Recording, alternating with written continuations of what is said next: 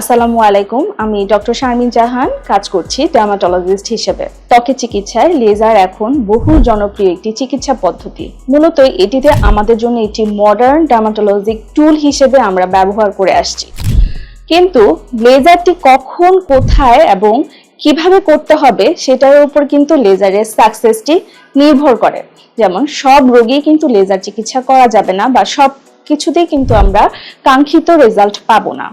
আমাদের এক্সপেরিয়েন্সে দেখা যাচ্ছে লেজার ডার্মাটোলজিতে মূলত হার্সুটিজম বা অতিরিক্ত লোম, বার্থমার্ক বা নিভাস এটিতেই খুব বেশি ভালো রেজাল্ট দেখাচ্ছে।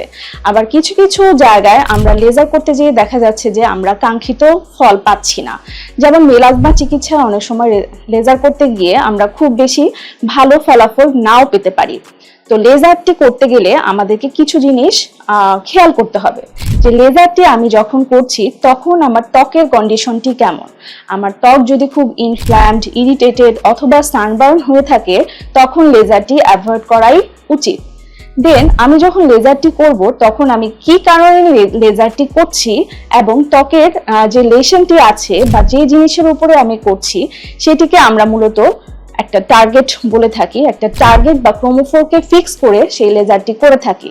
সো আমার টার্গেটেড ক্রোমোফোরটি যদি সঠিক হয় এবং সেখানে যদি আমি কারেক্ট প্যারামিটারের লেজারটি করতে পারি তখনই দেখা যায় যে আমরা একটা পজিটিভ রেজাল্ট পেয়ে থাকি। আরেকটি জিনিস খেয়াল করতে হবে, সেটা হচ্ছে গিয়ে আফটার লেজার কেয়ার, যেটি একটা কম্বিনেশন। যেমন আমি কখন লেজার করলাম, কিভাবে লেজার করলাম এবং এটাকে কিভাবে করার পরে মেনটেন করলাম সেটির উপরে কিন্তু আমার লেজারের ফলাফলটি নির্ভর করছে।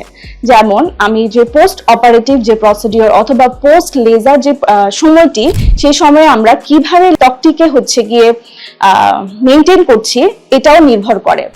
সো লেজার করার আগে আমি কোথায় লেজার করছি, কেন করছি এবং কিভাবে করছি সেটির জন্য একজন অভিজ্ঞ এবং এক্সপার্ট হ্যান্ডে লেজার করাটাই উচিত বলে মনে হয়। ধন্যবাদ।